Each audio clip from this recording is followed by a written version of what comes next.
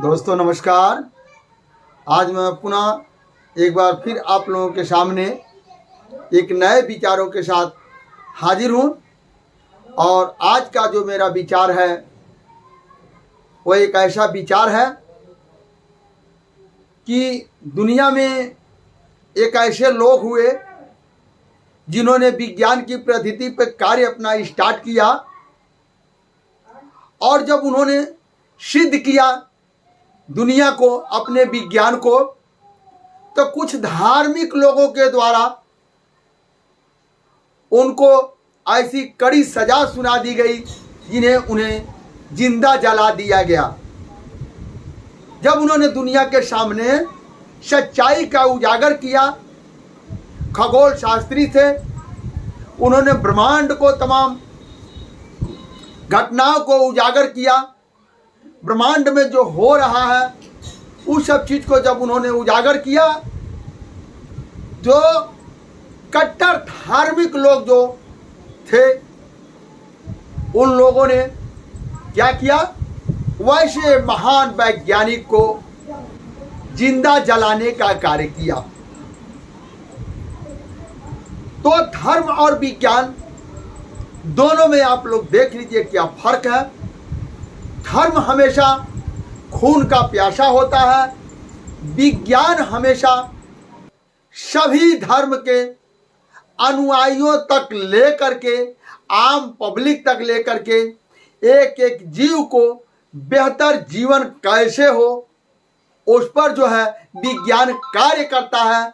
और जो तमाम दुनिया के विकास की गति देने के लिए विज्ञान काम जब करता है, वो अपने कड़ी मेहनत से लोगों को सच्चाइयों को उजागर करके उनको जब दिखाने का कार्य करता है, तो धार्मिक प्रतिष्ठान के जो कट्टर धार्मिक लोग हैं, चाहे किसी भी धर्म के लोग हैं, उन्हें वह बात रास नहीं आती है।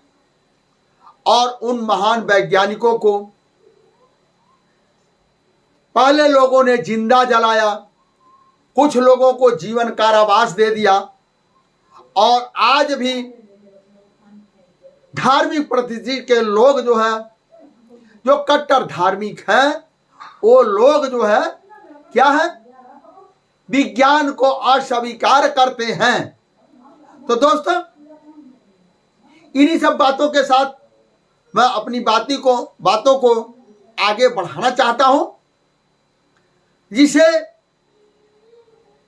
पूरी दुनिया को एक आईना। देखिए, बहुत सारे लोग हैं वहां तक नहीं पढ़ पाए, उस जगह पर नहीं जा पाए, तो हमारे वीडियो के माध्यम से उनको जो है उस चीज को जानकारी हम पहुंचाने का कार्य कर रहे हैं। हम बात करते हैं, उनकी बात करते हैं कोपरनिकस की। जो कोपरनिकस का 19 जनवरी 1473 में टोरेंट पोलैंड में उनका जन्म हुआ। 19 फरवरी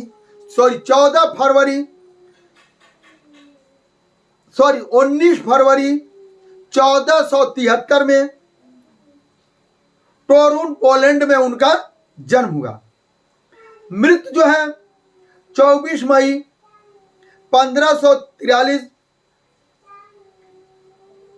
जो है फ्रोमबोर्ग पोलैंड में हुआ। तो ऐसे महान वैज्ञानिक जो दिन रात मेहनत करके उन्होंने ग्रहों का पता लगाया और अपनी थ्योरी को दिया कि सूर्य केंद्रित है और पृथ्वी घूमती, सारे ग्रह घूमते हैं। तो इतना बात को सिद्ध करने के लिए उनको जिंदा जला दिया गया। लेकिन ठीक 100 साल बाद गैलीलियो ने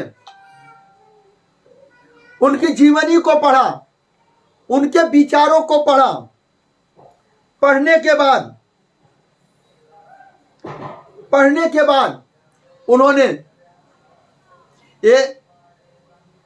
एक हाई स्कोप दूरबीन का आविष्कार किया। तो गैलीलियो के पहले भी 1609 ईस्वी में भी कुछ ऐसा किया गया, लेकिन उतने हाई स्कोप नहीं थे जो कि गैलीलियो साहब ने उन्होंने हाई स्कोप दूरबीन का आविष्कार किया। गैलीलियो साहब का जन्म जो है, गैलीलियो साहब का जन्म 15 फरवरी 1564 को हुआ और उनकी मृत्यु 8 जनवरी 1642 को हुआ। गैलीलियो साहब का उन्होंने हाई स्कोप दूरबीन बना करके तमाम ग्रहों को उन्होंने देखा, बताया इस ग्रह पर गड्ढे हैं, इस ग्रह पर इस तरह का है, इस ग्रह पर इस तरह का है, यहां तक कि सूर्य के धब्बे को भी उन्होंने बताया कि सूर्य में ऐसे ऐसे काले काले धब्बे हैं। इन सब बातों को वहां की सरकार को जब रास नहीं आया, धार्मिक प्रतिष्ठानों, क्योंकि जब एक राजा जब वो धार्मिक बन जाता है तो क्या होता है, उस देश का नाश होता है। बड़े बड़े विद्वानों ने ये कहा है, जिस देश को, जिस मुल्क को बर्बाद करना हो, उनको जाति और धर्म में डाल दिया जाए और मुल्क अपने आप बर्बाद हो जाएगा। किसी को उसके ऊपर चढ़ाई करने की या किसी को उसके ऊपर लड़ाई करने की कोई आवश्यकता नहीं है। केवल उनको धर्म और जाति में परिपक्व कर दिया जाए, वो मुल्क अपने आप बर्बाद हो जाएगा। बड़े बड़े विद्वान के लोगों ने कहा। और आज आप देखेंगे जो नाम जो लिया जाता है, सभी धर्मों के बाद में, चाहे कोई भी धर्म हो, मुस्लिम धर्म हो, हिंदू धर्म हो, सिख धर्म हो, ईसाई धर्म हो, यहूदी धर्म हो, पादरी धर्म हो, तमाम सारे रिलीजन आज दुनिया में चल रहे हैं। तो सभी के नाम के बाद आप देखेंगे धर्म लिखा हुआ। जैसे हिंदू, तब उसके बाद क्या है धर्म, मुस्लिम तब उसके बाद क्या है धर्म, ईसाई तब उसके बाद में क्या है धर्म, यहूदी तब उसके बाद में क्या है धर्म, सिख उसके बाद में क्या है धर्म, बौद्ध उसके बाद में क्या है धर्म, जैन उसके बाद में क्या है धर्म। यानी सभी को लास्ट में जाकर के एक ही पद्धति में नजर आता है, वो धर्म।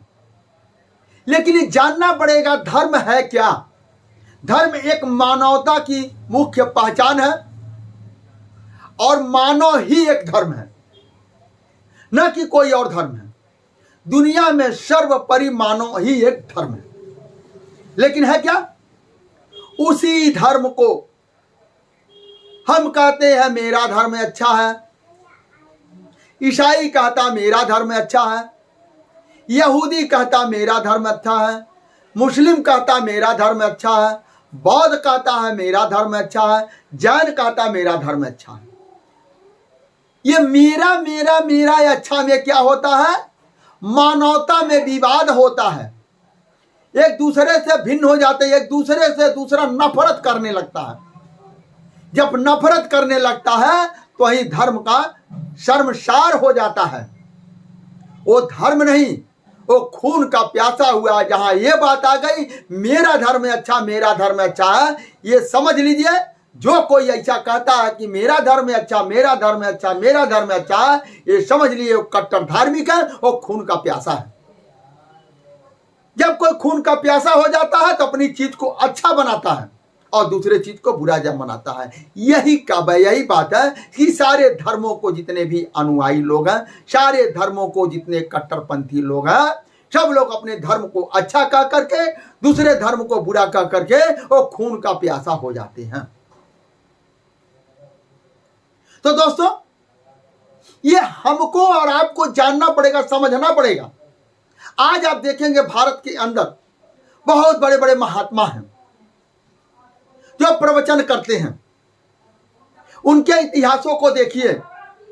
आसाराम बापू, राम रहीम, सतपाल महाराज, बहुत सारे लोग महाराज हुए, चुम्बन बाबा, राधे माँ। अभी आप लोगों के सामने एक और बाबा हाथरस में, भोले बाबा, जो प्रवचन करने के लिए आए। और वो क्या थे, पुलिस के भगोड़े थे, पुलिस में नौकरी करते थे और भगत को पता था कि भारतवर्ष की जनता अंधविश्वास आडंबर में है। अगर हम उनको अंधविश्वास आडंबर में लेकर के जाते हैं तो पुलिस की नौकरी से कई गुना में रुपया कमाऊंगा।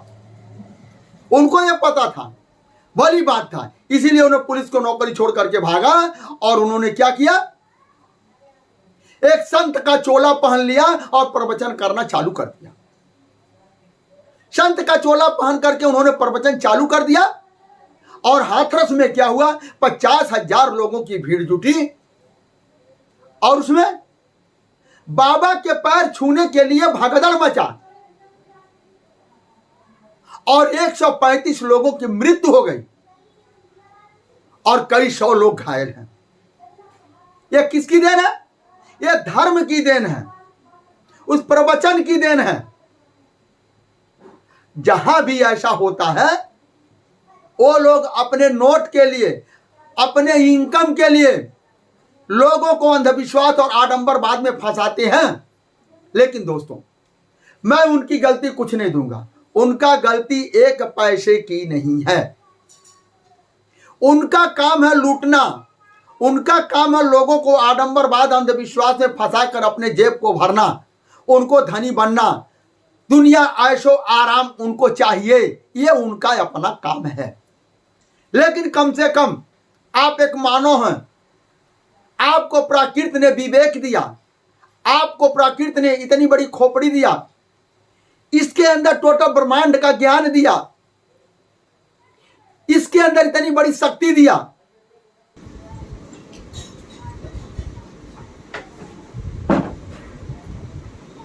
इसके अंदर इतनी बड़ी शक्ति दिया, जिसे आपको सोचने समझने की क्षमता है और आप नहीं जब समझते हैं, नहीं समझ पाते हैं तो उसका क्या होता है, बाबाओं के द्वारा, तमाम प्रवचन करने वाले के द्वारा आपका शोषण होता है और आपका शोषण होता है और आप जान नहीं पाते हैं।